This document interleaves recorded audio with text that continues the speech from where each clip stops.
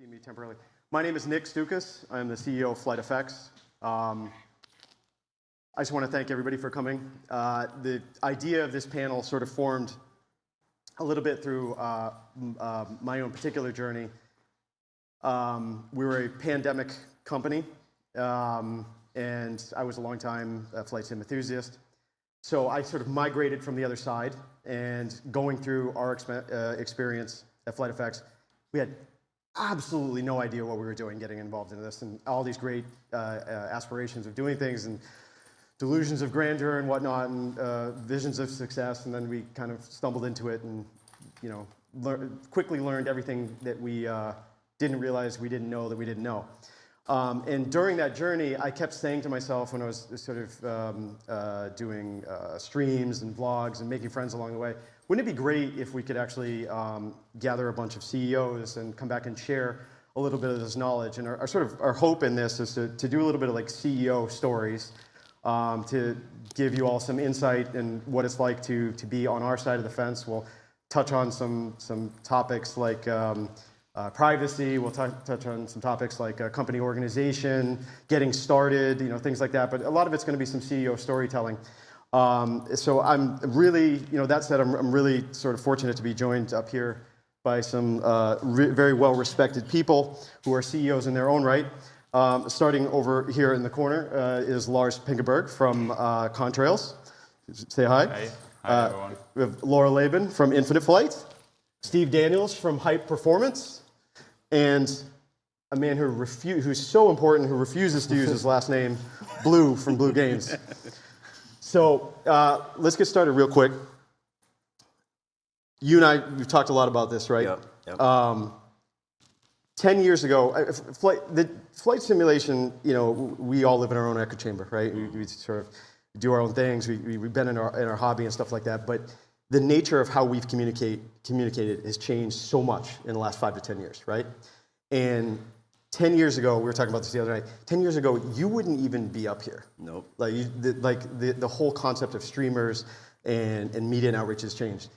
Like, talk to me a little bit about how you got into being a streamer, how you kind of run your kingdom, and how you see yourself fitting in the sort of overall scheme of things. Yeah, I mean, I got into it I just wanted to play games, to be honest. I wanted to show my friends. I was playing games, doing cool stuff in games, and I was like, well, I don't have any other way to show my friends, so I'm just going to record it, put it on YouTube, and then just send it to them. And that's kind of how it all started out. And then from there, I started doing live streams and doing like infinite flights on the mobile, and started picking up like a community, a following. And so started doing PC sims, and that's kind of how I got into flight streaming and content creation. But then later on, kind of down the line, you notice one of the things, the big things that changed in the last, I guess you could say, 10 years, as far as streaming and things like that, is the value that I feel that a streamer and content creators hold. Yeah. Because we, in a sense, are the community and our voice for the community. Because a lot of times you can send your support request, you know, and try to contact developers directly, and it's very difficult because I'm sure I'll ask you guys about this a bit later, but it's pretty difficult because they have so many chains that you have to go through.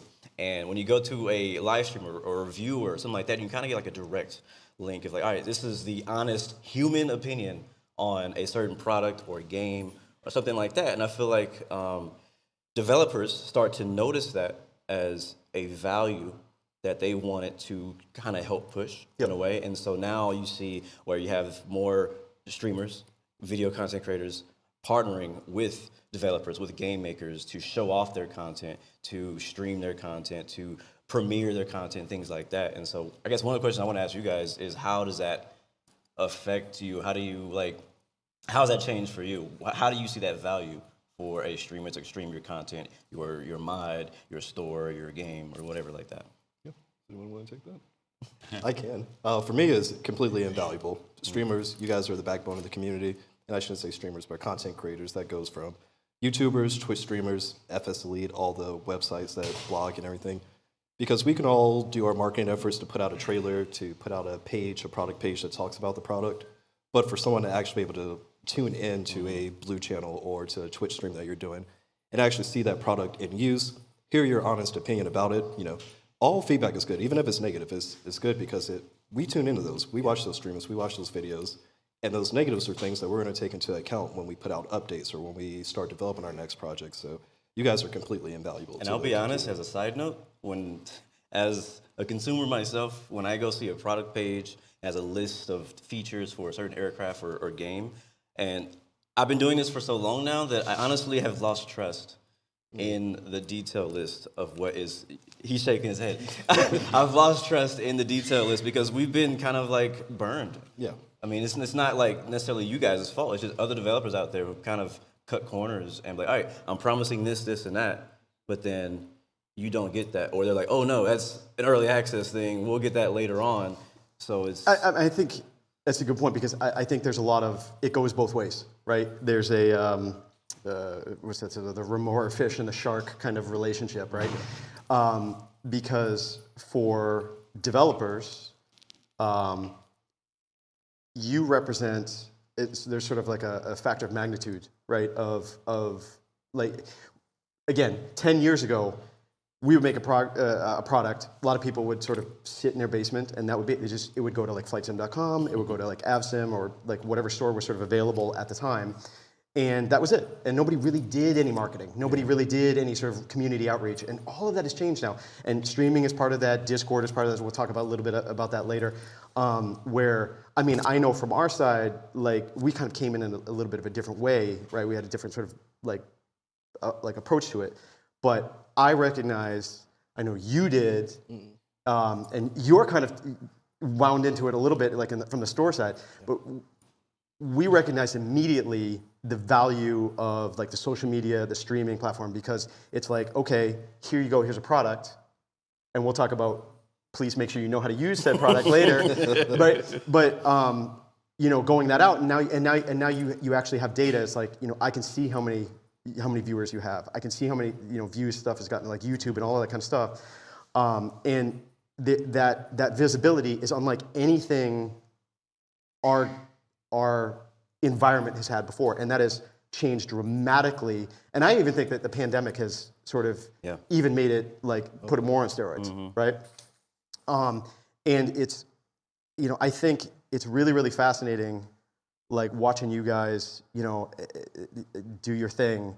And I'd love for you to talk a little bit about how your sort of logistical journey, like your acquisition, like how do you physically getting started, like was it Best Buy? Like I'm just gonna grab a microphone, like it's just stream, like I mean how did all that, like if there's somebody sitting out here who wants to get more into Twitch streaming and what would you say to those people, like, you know, and how to get involved? And again, we'll talk more about the relationship between us and you guys and what's fair game and all that kind of stuff, I think, towards the end. But how would you describe that, the sort of collecting the gear and sort of getting yourself started?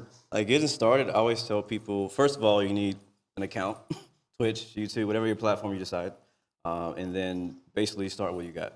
Like I'm not somebody to tell you go buy this specific mic.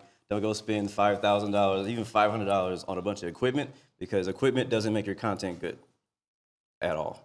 You can have the flashiest lights, you can have the most beautiful setup and transitions, but if your content is dull, nobody's gonna watch it. And so focus on the content first. Just get started. Just start running. Just like working out, you just gotta go. Show up and keep showing up. And that's honestly my advice. I'm not gonna even give you any equipment. Like just go do it. And as you move on, you know, you'll start getting more dedicated to that. You can start buying little things here and there.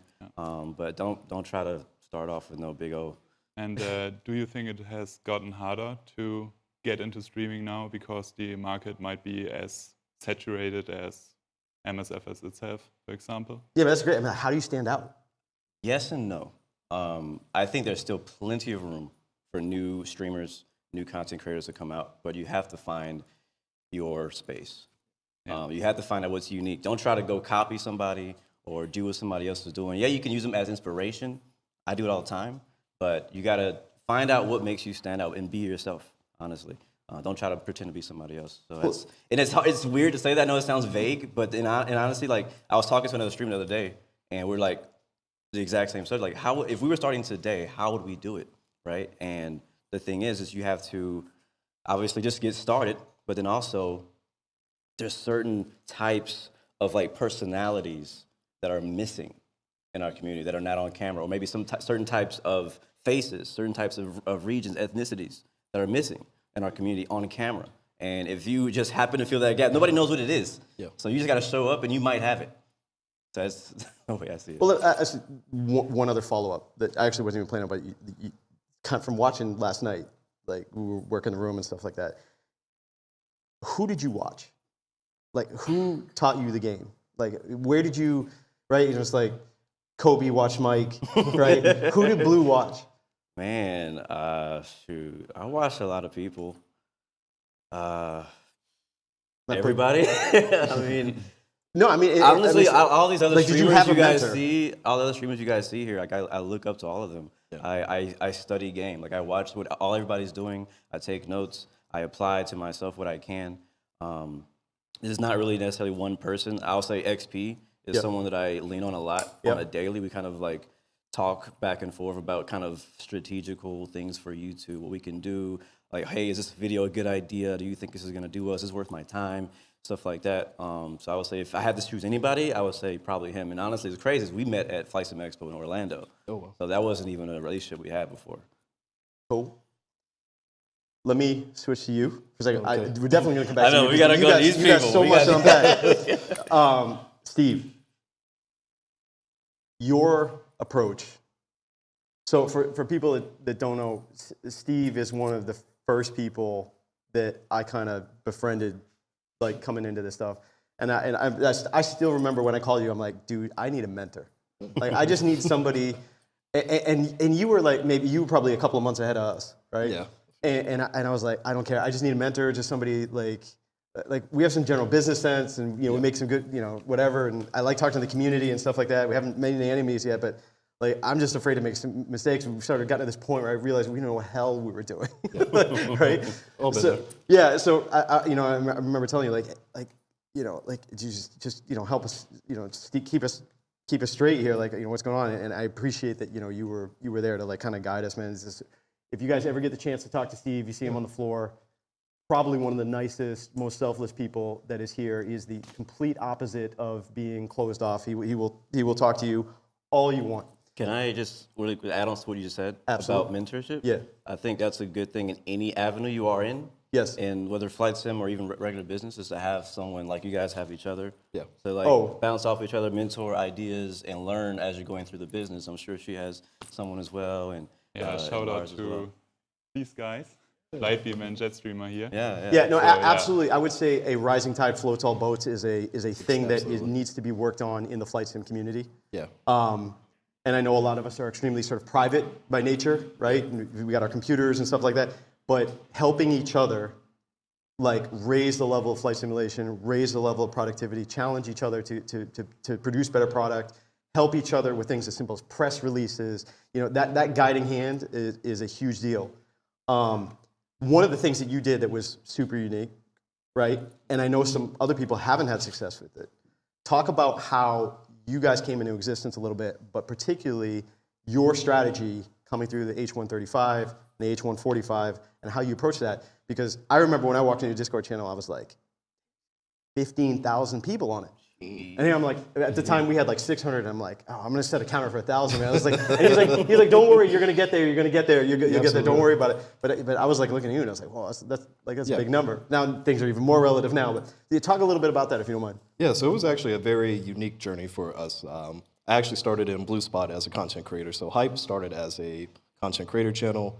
We were reviewing other developers' products, aircraft, and as a creator yourself, you kind of understand when you have these early access to aircraft from developers, you find things, bugs, improvements that you can recommend. So for me, I've always been a tinkerer, I've always been a modder, and I would give the feedback to the developers, but also would maintain my own mods. From that, I did a mod of my favorite aircraft at the time, which was the Icon A5, and someone from the Microsoft forums reached out, wanted to team up with me to kind of push that further, and from there, Hype Performance Group was born. So you asked about what was the journey through that, starting from content creation to freeware. From that, we chose the H135 because there were no helicopters in the sim at all. We wanted them, no one had them, We said we can take that challenge on. We'll do it. Yeah, you did it one time when SDK was in its infancy, Yeah, man. absolutely. Right? We were still trying to figure out basic stuff. Yeah. And you were out there just like, I'm just going to make this Airbus helicopter, and we're going to be fine. Everything's going to be great. Yeah, because to be realistic and transparent, this industry or this community has been around forever. It's been 30 plus years, of flight sim. So there's a lot of developers that had a 10, 20-year head start on us. They have catalogs of back products that they can bring over to the sim. So we said, let's pick something that we know is not coming immediately and that we can, we want to challenge ourselves. That was the main thing. And the growing the community aspect of it, the H135, because it was a freeware project, it takes away a lot of the expectations of, hey, it needs to be here. So for us, it gave us that free reign of, let's just work on it, let's make it fun, and we'll open up the Discord, have people come in, give us your feedback. Real pilots, please come and give us feedback. Content creators, please give us feedback, and just the community. And that's really how that just grew, because it was kind of just perfect timing, perfect storm, really. Yeah. So everybody was gravitating to it. It's the #1 download still on flightsim.to. It's like over 500,000 downloads. And that's what really supercharged your Discord. Absolutely. So would you recommend, like somebody starting like either a scenery company or you're building aircraft or you're doing an add-on, do you recommend the approach of doing something freeware first? I mean, did that really, that supercharge the Discord and then kind of... I do, and I halo know effect? not every company can do it, especially if your first immediate thought is profits. For us, we never were thinking about profits. We weren't even thinking about payware at all. It was just, let's just make fun stuff for the community.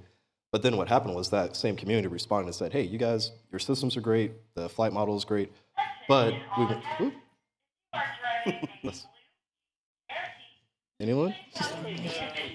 I hope you know your license plate number. Or what car you drive. Jeep Cherokee. That must be yours. Sadly, I'm not a Jeep guy.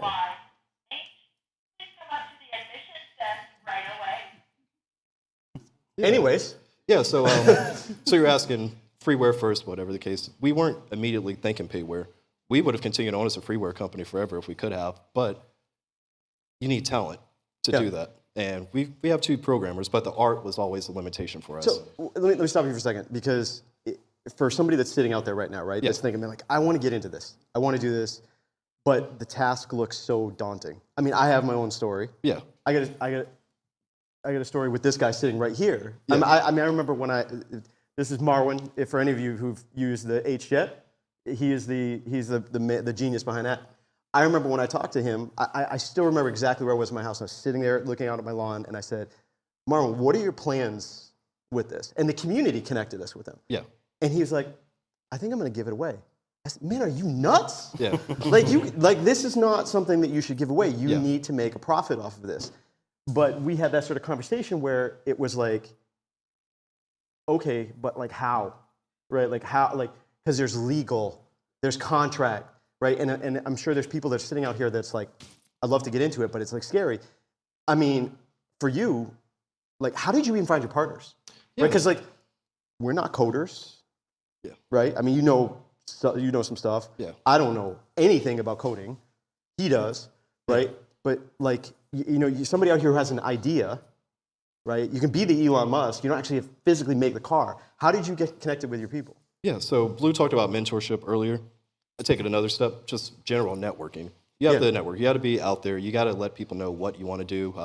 Flightsim.to, there's actually, you can go to the request section, and there's a request of everybody that is looking for XYZ. They're looking for a livery. They're looking for an aircraft. So you can go right there and see what the community demand is. And then even if it's, there's fsdeveloper.com, there's forums. Just put out there what is it that you want to make, what talent you already have, and what you're specifically looking for. So for us, it was, we've got the programming, we've got the systems, we got the flight model down. Where we need the talent was in the art. So that's all we did. We just cast a net of, hey, we're looking for talented modelers that come on. Did you find the simulation community like engaged? Or Absolutely. Was it like mining some rare mineral? So that's where that whole conversation about, you asked, do you need to do a freeware versus payware? Yeah. That's where it comes, because if you think about it, the people who have the talent to do the top of the line stuff, they probably want to be paid for it. Yeah. Marwin, he definitely, obviously, super talented, did the Honda Jet, but if he had put that out as freeware, that probably would have been the last project he ever did, because he would have been so overwhelmed by the community support requests. Actually, I'll tell you why that would have been the last project you ever did, because I've met your wife. And if you put that out as freeware, he wouldn't be here. He'd be locked up in prison someplace. Yeah. So that's the thing, you can probably get by on a couple of those things, but you're going to burn out, and you need to have some incentive or motivation to keep going. Sometimes the community support is enough, but like our project, the H1445, we've been at that for 2 years. There's no way we could have stayed with that for 2 years if it was a freeware. Did you have any community backlash for going from free to paid? We actually did. So I'm cool with Sergio. I don't know if he's in here, but Sergio actually, one of my best friends now, but he was actually very critical at first because we announced it as a early access product. So it was like, hey, kind of think Kickstarter, whatever, crowdfunding. And it was because if we have to get these professional modelers to come in, they're not going to do it for free. We have to have something to give them to keep going. So we did have some backlash over that. We probably won't do another launch like that now, so now that we're an established company, so we don't really need to do something of that nature, but it was needed to get off the ground originally. Well, that's one of the things I wanted to ask you too, because we talked about this a little bit, your launch strategy for the 145, right, with early access. Some people haven't had success with that. Yeah. What's been your experience with that, and what made you go that route? So it was kind of a leap of faith. Yeah. Obviously, we knew there was going to be community backlash. Yep. But again, if we're going to put out this premium product, it's got to be a premium cost, right? It has to have a cost to it. I think the reason why people were critical though is because they've been burned in the past. You have some people who do early access products, and they sell you a dream, but they don't actually deliver on that dream. Yeah, there has to be a commitment from the developer. Exactly. Because if you burn that trust, you're done. Yeah, and for us, like, if you actually look at, we've done this before. If we go back and look at what we promised in the early access versus what we've actually put out, we've probably tenfold in the number of features, and that was because there was so much community support. It let us keep going with that same project, and I think that's the thing a lot of people have to understand, especially if you're out here and you're wondering about getting into the community yourself, is how much time can you devote to it, and what is it going to take for you to do that? Is it something you can just do just based off the community engagement, or do you need to go the payware route? Right. Laura, I want to bring you into this. I know you're sitting there quietly, so I'm pulling you out here. Your platform, you have an entirely different perspective on this, because like some of us here we're sort of dependent on a mothership, another entity, where you're your own standalone. You have your own ecosystem, right? Yeah, we do. I like to call you the anti-heavy hardware platform. Yeah. Sort of, Yeah. It's sort of like that, yeah. But I mean, it's like I can do this, and so You be playing right in now. landscape. in landscape, correct? Because I that's saw right. It's like somebody in the presenting room yesterday flying Infinite Flight during the presentation. but have you seen somebody on an airplane Yes. flying to Tokyo? Yes. Flying. Yeah, that's I've always the done it fun one. myself. Yeah, I've done it myself. Talk a little bit about how you got started, but one of the things I want to get to with you is because from some of the other people that are up here, we're sort of we're sort of dependent, but you have a sort of different burden on your shoulders of you have to kind of look downstream about what kind of affects the decisions that you're going to make about the people that are sort of dependent on you, right? So start first a little bit, just for people that don't know, about how you kind of got into this and what your CEO moment is, where you said I'm running a company here, this is not fun and games anymore. Share a little bit about that if you don't mind. So the company was, the original project was a school project that I did.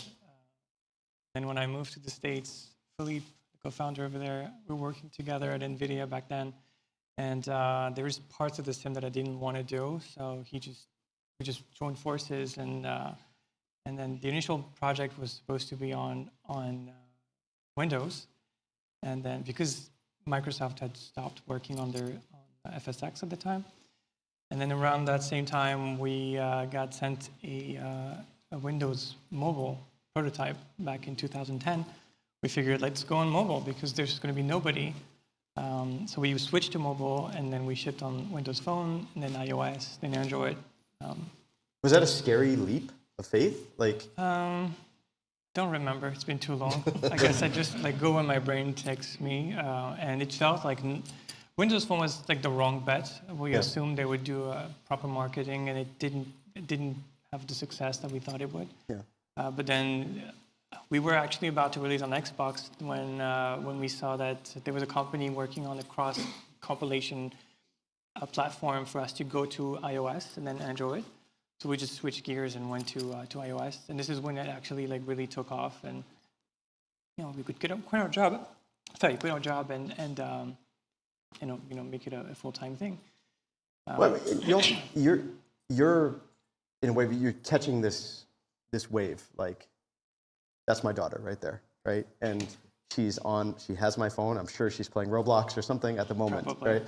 right? And like I grew up in a time of like, you had a PC or you had like an Xbox or something like that, and we would go to the movies and everything was sort of large scale, right?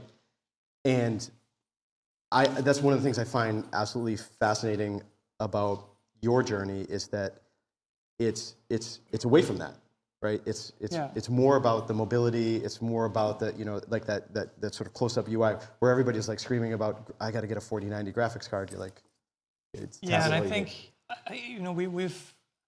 we also try to chase a little bit of that realism, like quality and all this.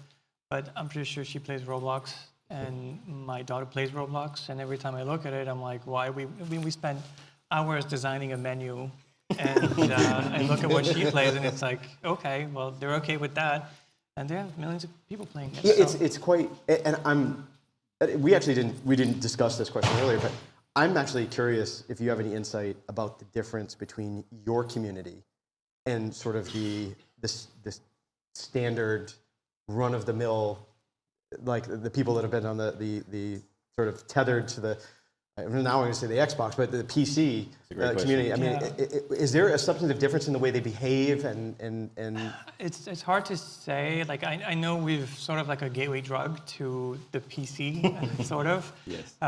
Because we have a lot of people that start with us when they're like 5 to 10 years old, and when they get a computer, sometimes they move over to the PC, but we're still the OG to them. yeah. And there's others who've stuck with us for many years, even though they have PCs. What they want is just you're in the couch, pop the phone out, start playing, and in 10 seconds you're in a flight.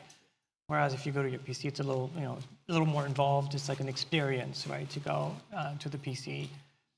It's pretty easy. It's very simple. We have embedded multiplayer. There's no plugin, nothing. Everything is just right there, ready to enjoy. Well, so for some of the stuff like, I know like Steve has to deal with and some of the other developers out here where it's like, we have these things like the marketplace and stuff like that. In a way, your version of that is like iOS, like the Apple Store, and like, what is that, without obviously getting into some things I'm sure you can't share, but what is that like? Like if somebody, like what is it like to start essentially your own app? I mean, is it, like how convoluted is that process? I mean, it's we've started the company in Silicon Valley, and there's like there's the theme there where starting something is easy. People don't want to share their idea because like, you're going to copy. No, the execution is what matters, and it's easy to have ideas. Everybody has ideas. You can go on our forum. Everybody has ideas, but then actually going through with the project, and the worst part is the last 10% that take actually 90% of the time.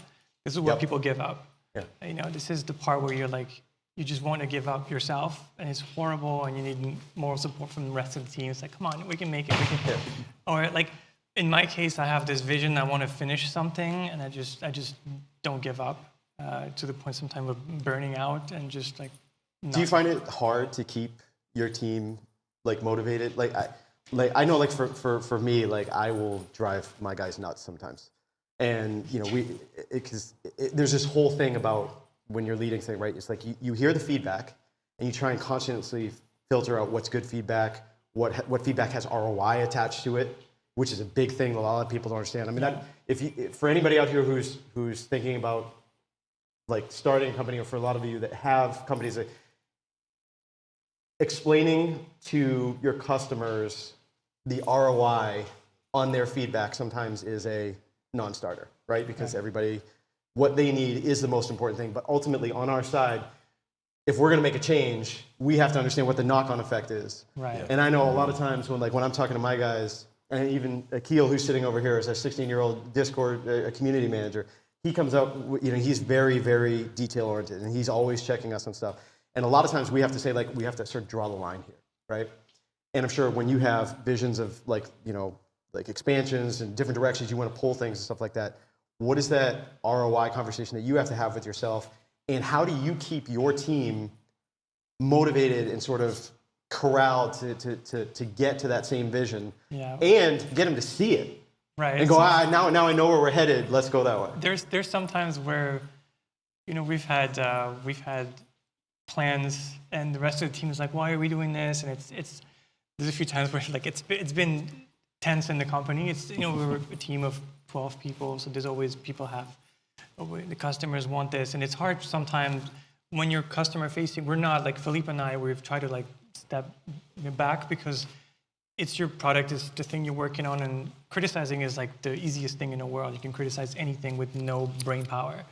And when it's something you spent a lot of time on, or you spent 3 weeks working on a feature, and then someone goes on the forum, it's like, oh, you've been like slacking off. You're like, no, I've not, but like I can't explain to you why, and it wouldn't even matter. Yes. So there's been times where we've had to actually tell the rest of the team, okay, trust us, like it's going to work. We just like we can't see it now, but we think this is going to work. We've been wrong in the past. Like there's a few times where we had ideas didn't pan out, but the idea, like the key to being a small team, like the advantage of being a small team is that you can quickly react and move on to something else. And one of the things that we learned in Silicon Valley is if you ship and you're not embarrassed of your product, you ship too late.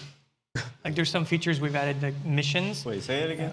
If you're not mortally embarrassed by what you're shipping, by your MVP, you're shipped too late. It means you cleaned it too much, and you don't know. Like maybe you spent so much time doing something, but the people don't care. There's an echo chamber. So yeah, but it's like it's more than that. It's more like you have one of the examples. For example, like the first time we had a multiplayer. My vision was like we're going to have one world, and we're going to have sort of automated ways to tell people that you're not behaving right, or you don't have the credits to go into this class Bravo airspace. Please stay away. But then you realize it's super hard to do that, and some people just don't care. They just want to fly a 380 at Half Moon Bay, at 500 knots over the runway. Yeah. So we had to I really thought that one world vision was going to work, and I was really focused on that, and it wasn't the right one. So we iterated, and now we have 3 different servers where you can. One where you can fly, do whatever you want. One where you can just sort of be serious in training. And one expert server where we have vetted controllers and you can get ghosted and kicked out and reported for misbehaving. Yeah. And the original vision was completely wrong.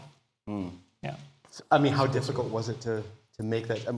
Actually, let me ask a question before that. Was there that definitive moment? I guess maybe this would be one of those CEO moments where you're like, I got to shift gears here. I'm like, what was that like that process? Like, how do you spent like years, months, whatever, convincing like your team, like, hey, this is where I'm gonna go, and now you have to like, because none of us are perfect. Like, I make decisions all the time, and we all will yell on the phone. Like, our Friday legal calls are insanity. But like, as a CEO, you have this feeling of like everybody's sort of staring at you, right? Yeah. And I always have this thing where like. I'm trying to talk to my own guys, and I'm like, I need you to check me here. Like, I'm saying things, but I am consciously not the expert, right? But I'm going to battle you like I am. We're going to like red team, blue team this, and we're going to argue. But I really want you to keep arguing back with me because I need you to convince me that either I'm right or I'm wrong. And you kind of do this like CEO thing where like, I'm in charge of everybody here, and I don't want to be wrong, right? And then, and it's sort of like this exposing moment where you realize like, hey, this path that we're sort of headed down, I gotta pull everybody back, and are they gonna keep following me? And they're sort of like humbling, like I don't want to lose respect. And did you have that in those kind of moments? Yeah, and those kinds of moments. Yeah, when you see that your vision is not working, and you see you log in and it's a mess. Yeah. You're like, okay, it's not working, and there's no easy path to fix it. So we just decided, okay, let's switch gears and try a different approach, and it took some time to figure it out. And that's why, like the new system of mission that we shipped a very basic version, and see how people react, track everything, see what people do, because what they say is not what they want. What they do is what they want, and they sometimes don't have a way to say it. Yeah. We've had people who complain about the feature that's missing or something, like they want something, and we check the data, they have never even tried to use something that they want. So it's like you don't use it, so you probably don't want it. It's something else that you want. And sometimes you also have to take leaps of faith, right? You have to see like, we believe this thing is something that they will want, and like I think I forgot who said, maybe Ford or something said if we asked people what they wanted when they were horses, they would ask for faster horses. Yes. So in that case, we see what people want. They want something, or also in the way they abuse the system. Sometimes they will use the sim in a certain way. They're like, okay, I see what you're doing. Let's try to facilitate that. And that's what we do. We look at the data and we try to do that. I'm glad you brought that because I think it's a fascinating point. Because I think to be a CEO, right, to go on this journey, you have to be crazy enough for to find the cracks where you can see a path through, but not crazy enough where you can't get people to follow you through. Because you need the people to follow you through. But the I want a faster horse thing is absolutely dead on, right? One key is that I think you need to like your product. Yeah, like absolutely. I'm constantly playing, constantly using it. And there's something that sometimes we have a hard time explaining to like non-tech people. There's like waves of productivity. And there's stuff that I don't want to work on, and when I'm forced to work on, I'm going to do a bad job. Yeah. And sometimes I'm just motivated, and I tell my team like, okay, I don't know why my brain wants to work on this, so you just make it work. And if you don't use it yourself, it's a bad sign. Yeah. Right.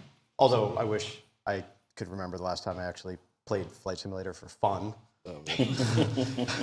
I look at my TAC hours on like the Vision Jet and the Honda Jet. I'm like, oh God.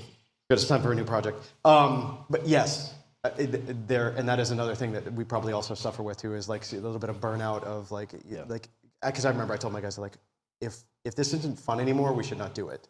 They're like, well, no, if it doesn't make any money, we shouldn't do it. Yeah, but I kind of still like because we're all kind of like sort of hobbyists, like it's kind of it's just also a little bit of the unique perspective. But I want to shift gears with you, staying with you for a second. Back to one of the original questions, which is the downstream effect of the decisions you make. You were a closed ecosystem. Now you have some open API. You have people that are now reliant upon the decisions you make. What's that like? So there's like always this balance between a closed system can go super fast. Because if you want to break a system, you break it, you're the only user, you just go to whatever internal system is using that API, and that's done. Yeah. I recently had to transition from one version of an API to another. So we're not Google or Microsoft, so we don't have a team that would be dedicated to developer outreach who would send emails, reminder emails. Yeah. So it's just like, hey, this has changed. We go to the developer forum and say like, this has changed, this is new. But it's a responsibility when they tell us like, okay, the new API, it doesn't connect anymore. Or like after some time where we do something, the connection stops working. Yeah. So is it their fault, our fault? I don't know. So we have to kind of like go out of our development like pipeline and go to their problem. And there's also things that when you're thinking of a new feature, like let's say you have a flight model that works a certain way, and this is sort of why we don't have planes that are third party yet. One is because it's harder on the phone to actually put content on it. And the second one is it's still a very much work in progress. So let's, for example, we have a set of parameters for the physics engine, and people make tons of planes on them, on that particular model, expecting things to work a certain way. And then we realize after some time, like, oh no, we messed up one of the value, and instead of being in meters per second, it's actually in feet per second. Yep. So when it's just you, it's embarrassing to yourself, but like, okay, we just have a multiplayer, whatever's done. But if you have other third-party people that have the expectation that's in feet per minute, you have to have a hack, because you can't really rely on the fact that they're going to change it, because they're not. Sometimes even like the people are gone, the model is still used, but it's your fault. It's your responsibility to actually have this. Microsoft does this for a lot of product. Yeah. Like apps from Windows 3 still work on Windows 11 now, and they have to hack around this. I've also noticed that even, I can from our own personal experience, when it's really open, right, and then the customers get involved, and not even just the third parties, but then the customers get involved, and there becomes the whole Spider-Man, like everybody started pointing at each other thing, right? Like, if you make a change that in your echo chamber, you think this makes sense, this is exactly where this stack of pots should go in this cabinet, right? And then my wife will come in and she'll go, this makes absolutely no sense, I need to go over here. And you have this sort of like thing that where you make a change and it doesn't like carry over the way you think it's going to carry over to like the community, and then they're like, this doesn't work, it's broken, but like no, it's here. And you have to spend sort of like a lot of time making sure that you've checked yourself on your documentation and communicating effectively, like how these things, like these changes, and you have to think through. It's sort of like a psychic in a way to think through of like all of these potential rabbit holes that people are going to get stuck in from you changing 1 to a 0. Yeah, we have that in the scenery. We have a scenery editor in the app, and it's Philippe is the reasonable one. I'm more like, okay, let's have fun, let's ship it and see what happens. But he's like, no, let's put some limitation. And we've put some limitation, but there's some that are kind of like you can do whatever. Sure. And you can basically create buildings in the sim, and some people have just abused the system. We said you can make small buildings, and they go down to like the small details and everything. It's not supposed to be used this way. Yeah. And then when we tell them like, don't do that, they already know it's possible, and they're like, well, why? We already did it. Like, so you have to put limitations to Stop what breaking my stuff. Yeah, like you have to put limitations. So we know that. I guess in a way it's good because we know they want to build something like that. Yeah. But when there's not enough limitation, people will just abuse the system to make things work. Yeah. Yeah. Lars, let me ask you a question. I want to bring you in here. You represent, kind of like Blue, you're at another part of the community here where you represent a service that is kind of affects multiple different people, right? Yes. First of all, what made you start Contrails? First of all, explain to people a little bit about your shop. Yeah. So I would, Contrail is mainly the app, I would say, because it differs in a way that you can connect multiple shops to one app. Yep. As opposed to most of the other stores where you have like one app and one account. So the idea behind that was that, primarily from the FSX and P3D days, we had a lot of managers and configurators, so you could, adjust a scenery to your liking, especially in the means of improving performance by switching off features. Yeah. So, and Steve had already told this to me, when he looks at his PC, there's like tons of programs and apps. And so the idea was to like combine all of those into one program. And so you have like one centralized place to, manage your products and purchase new products and stuff like that. And another benefit is that you can buy directly from the developer. So, which usually means they earn more and you support, active development. But there's a huge thing. Like I know I suffered through this, like back when I was just an enthusiast. It's like you buy something from here, you buy something from there, you buy something from there. God forbid you step away from your sim to deal with real life stuff for like 5 or 6 months, and you have to update, and you're like, oh my God, where did I get any of this stuff? And then you start looking for like keys and like whatever. So you try to solve that a little bit by kind of building a centralized store and bringing other developers with their own stores sort of routed through it in a way. Yeah.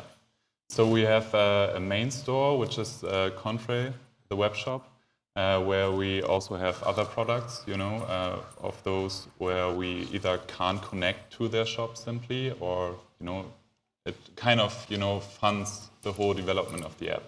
And then we have developer shops such as Flightbeam, Latin VFR, FSim Studios.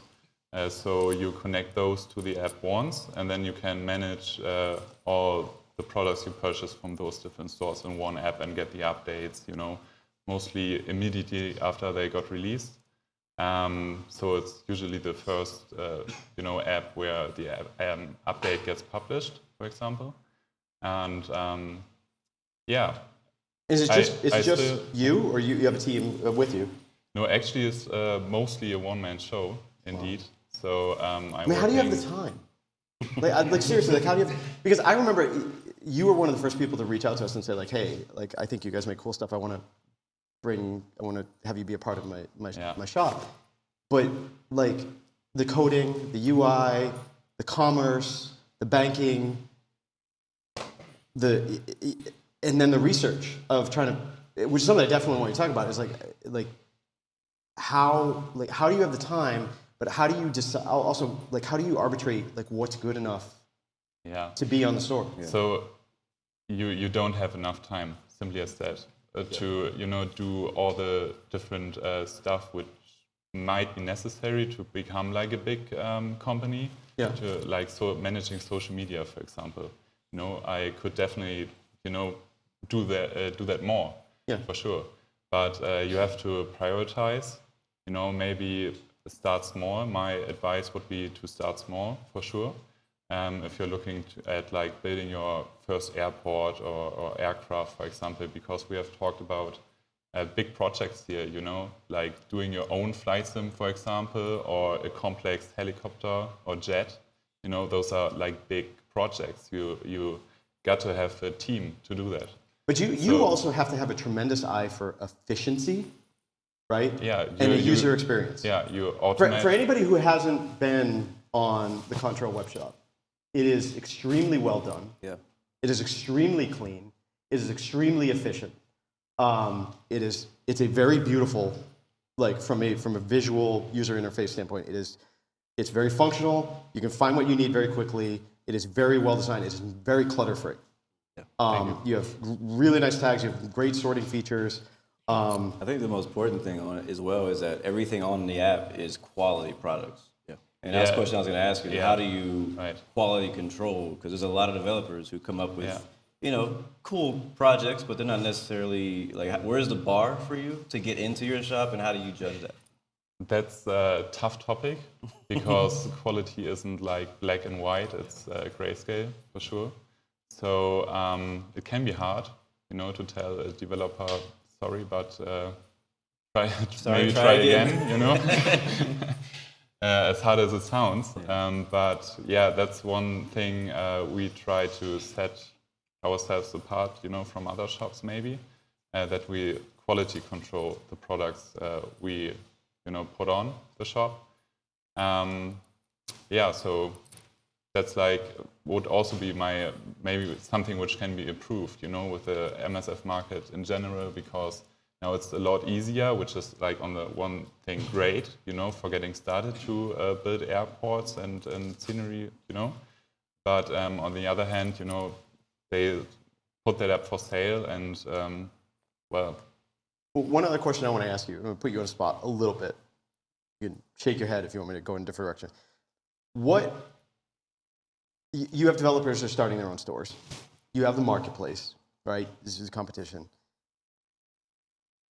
Broad spectrum, like broad brush, what can the stores work on and do better to serve developers?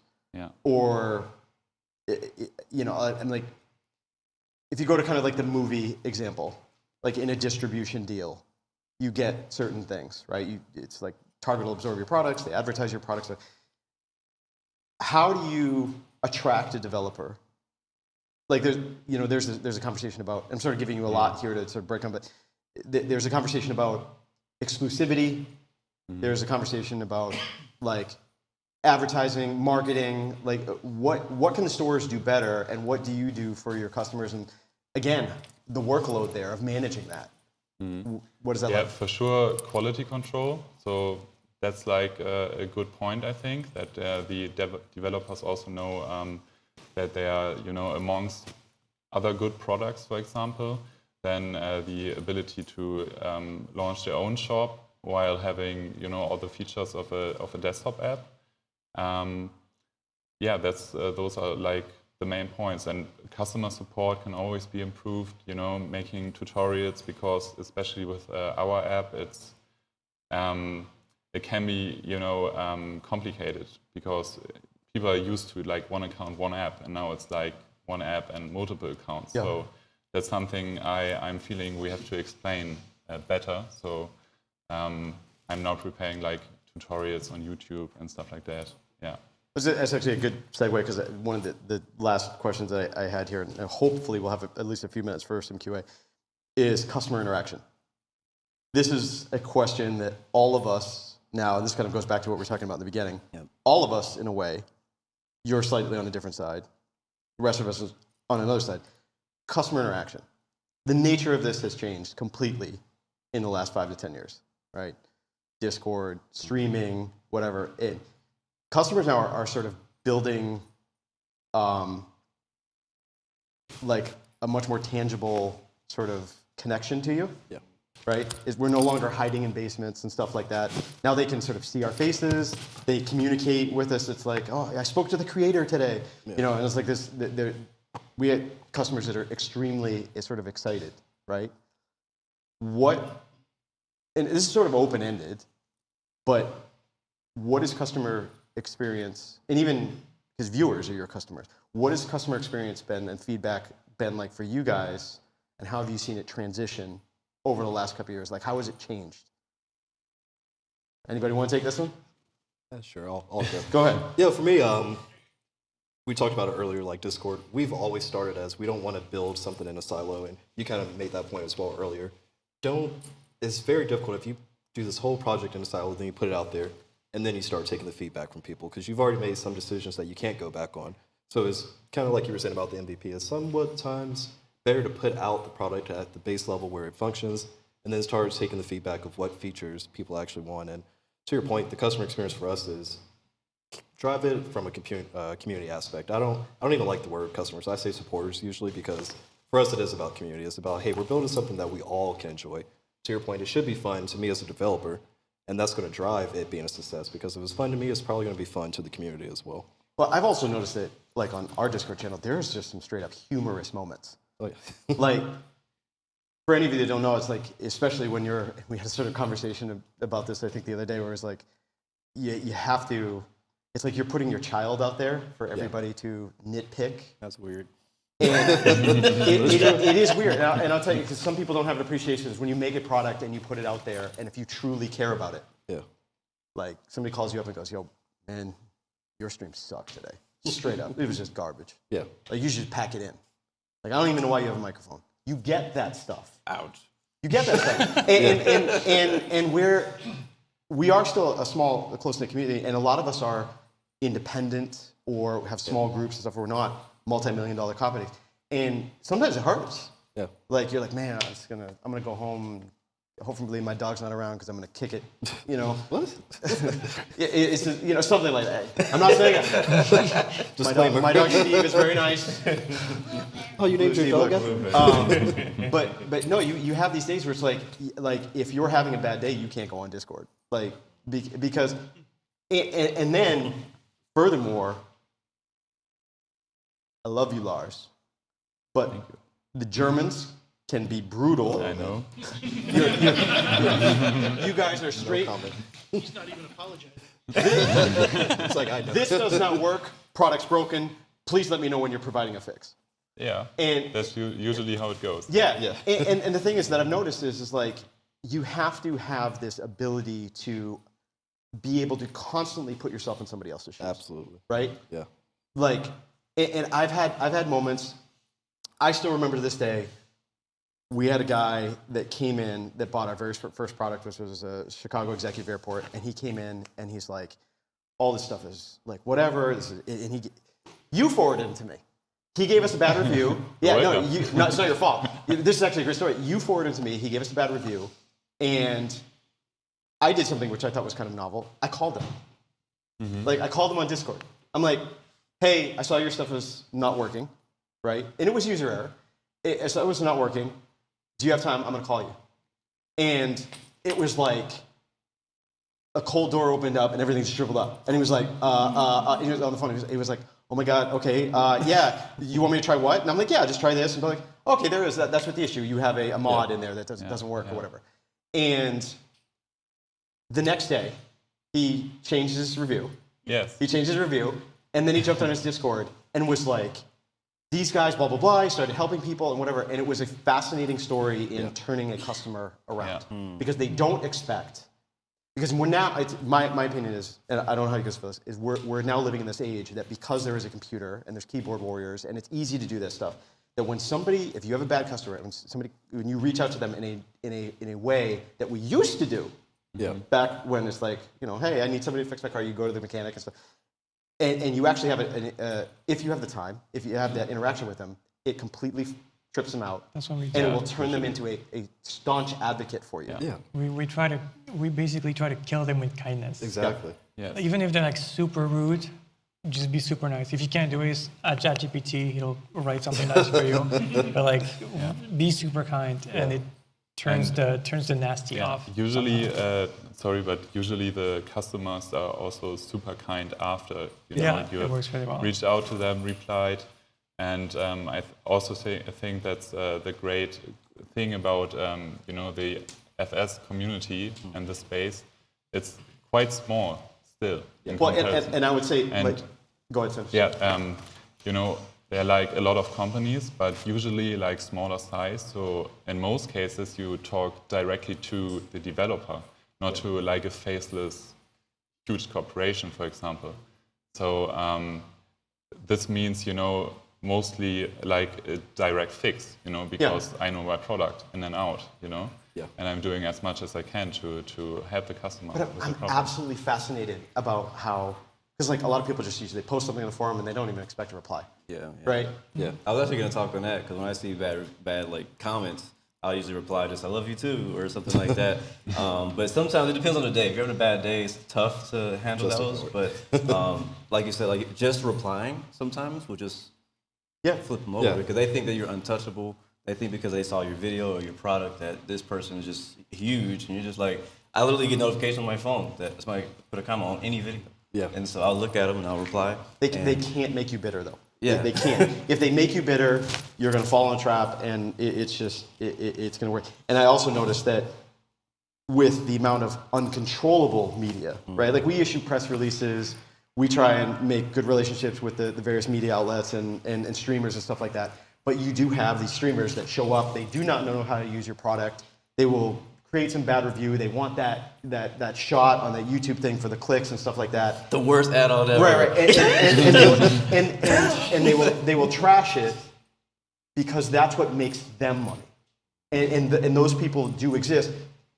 You may not like it, you have to respect it, but you have to learn how to deal with it. And one of the defenses for that, this would be my bit of knowledge that I sort of learned, is when you do that thing, when you take the time to call some people, like through your Discord channel or whatever, or you do specialized contact, it becomes infectious. They will sort of train other people in your community, and you'll build a sort of tree of adoption of your products. And when you get those streamers, or when you get that sort of uncontrollable press, right? And it happened to us. I'm not gonna say who it was. A legion of people flooded their channel, made the person put up a brand new review. Just because they were like, you did this wrong, you shouldn't be doing this. And there was so much guilt in the forums that actually made, and we're talking, these are streamers that have multi-million, millions of followers, came in, put up something else and just said, hey, like I messed this up, I was wrong. And that was in spite of them knowing that that's their game, is to say like, whatever. Now, would they take the other one down? No, of course not, right? I know we started a few minutes late. I don't know, Evan, if we have any time for questions. We got 5 minutes.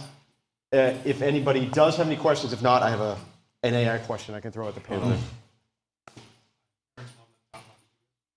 Hey, tough luck. I'm going to stand up so I can hear you because I'm going to repeat the question. Oh, actually, we might have a microphone.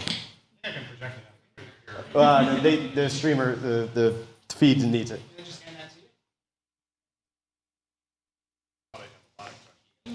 Oh, hold on. Flip switch. There you go. Sorry, I probably have a lot of questions. There we go. But, We'll field them. maybe after we talk. So we're a new developer as well. We launched our first product July last year. At 22 after. Yep. So we're definitely, a couple of things that have come up. Exactly. Yeah. A couple of challenges for us. First of all, welcome to the club. Thank you. Likewise. Love your product. A couple of the challenges we've had because we built a product that appeals to a very wide type of audience, and we get a lot of kind of fanboy and fangirl reactions to it, is both in our beta testing and as the product has kind of matured, is getting more honest and critical feedback. We have a lot of people who just kind of love the product and like just tooling around with it and having fun. So one of my questions to you, and maybe this is something that has not happened for you guys, is how do you separate sort of the product love from people who are actually giving you useful, critical feedback to your product? This is one I want to take. So we've had this discussion. Your particular product had this discussion internally. You guys actually have it a little easier than we do. The reason why is because not a lot of people can tell you that we did it wrong. that you did it wrong, right? And the people that can tell you did it wrong can't tell you. They can't tell us. We've gotten some feedback from real pilots that we're after, who said that we've done as well as we could without getting the information. Without getting a knock at your door. Yeah. So I would say, so this goes back to the ROI question, right? This goes back to being confident in your own research. And it also goes back to sort of the question of like the nature of how we're communicating now. I lead my team, but Leo sitting here knows more about modeling than I ever will have the chance to, right? Marwin over here knows more about coding than I will ever have the opportunity to know, right? And these guys will dive in and do incredible amounts of research, stuff like that. And people will come and they'll ask a question, and I am always stuck in the same trap. Did I miss something? Wait, hold on. And it's like even the most generic questions will send you into a rabbit hole of like trying to like make sure because you don't want to look stupid in your response. Yeah. Like I'm just being human about that, right? Absolutely. Like I don't care how much of an expert you are, you don't want to look silly in a response because in this day and age, if you don't, even the most generic questions, if you don't sort of pay attention to what it is, you can get blindsided and it can just blow up in your face. Yeah. So I would say like you have to, but now on the flip side of that, I've also learned that we have a tendency as human beings in this medium to view the person on the other side as informed, kind of you're sort of putting them into your own echo chamber. And you'll be surprised how often you realize that they're not informed. They're just asking a casual question and they're just sort of lost. And it reads like it's like an FAA exam and you're like, oh my God, like, and whatever. And a lot of times we sort of confuse the issue for like it just being a casual question. So I guess, and I don't know if I'm sort of giving you the right answer, is you have to be confident in your sort of own ROI process. And you have to be willing to also just be honest in return and say, like, it's fine to say, I don't know, or that's an interesting question. And I was in the car right up here with my daughter, and she was asking me questions or something about politics that's on the radio, and I said, if you be anything in your life, be somebody that can have your mind changed. Yeah. We're stuck in a society that it's like, somebody talks to you, you're expected to be the expert, and you're expected to know everything, and it's absolutely impossible. And I think we as a community need to start telling each other, it's like, hey, the limits of my knowledge end here, I'm fine, let me help you get an expert, right? And to be comfortable with that. And I think that's sort of key, like, because if you change your mind, you're gonna be smarter off, you're gonna be more responsive, your customers will actually trust you more. I have had a lot of people say, I appreciate the transparency. I appreciate the fact that you tell me you don't know. I appreciate the fact that you put me on your sort of version of hold and went and got somebody else to come and answer the question. That makes sense? My only thing I was going to say is get your product in the hands of experts. Absolutely. He can't. The next one. He's got a wire switch. I know he has. I know that. So my reply to that as well is I know there's multiple virtual military squadrons within the Microsoft community who know a ton of stuff they shouldn't know. So find those people and just play, hey, they may already have it. It just is. They have, and one of our challenges is hey, you guys got this wrong. Hey, we love your product, make more. Yeah. That's great. We love that kind of feedback. We have some ideas. Yeah, I worked with one before, and I mean, I was surprised how knowledgeable they were. And it wasn't just like, oh, we just love these planes. It was like, we're trying to do stuff like the military. Yeah. And so if you find those guys, you might get some feedback that may be more helpful to you. Well, here's the other thing that's cool is now Discord is cool for sharing military secrets. Yeah. Right? Yeah. All right, guys, I think we got to wrap it up. Just Sorry. one more request from online here, and then we'll wrap it up. But Chris Sanchez wants a shout-out to Daryl from you. He says that you know Daryl. So he's a Flight FX legend. Yeah, so the quick backstory on that is, and this is a customer interaction thing. We were building a Vision Jet. Had this young gentleman, I don't know his actual name, is Daryl from Croatia. He was just persistent in his questions. He was clearly a fan, and he was just constant. And he sort of became like a mascot. Unwittingly, unknowingly, I don't think he ever knew this. But finally, just one day we were on a stream with Fabio, and he was asking the same questions, right? And they're just fan questions. And instead of getting angry and upset, because they were the kind of questions that could have brought you there, right? It's like, why do you keep asking? Again, you're trying to project that it's you on the other end. We just said, you know what? We're going to give Daryl a free copy. And made a whole bunch more fans. Yeah. So again, find ways to turn your audience's negatives into strengths to keep you going. And protect your brand. Do a good job of protecting your brand. Your brand is your child. Write your guidelines for your brand. Be careful with your press releases. Write stuff that you want embargoed. Learn how to get yourself educated in how to deal with press and managing your public relations. All of that stuff is ultimately important. Last thing I want to leave you with, everybody up in here in this panel is extremely friendly, extremely approachable. If you have any questions, please come up and find us. We're more than happy to talk to you on the floor, and thank you for showing up. Absolutely.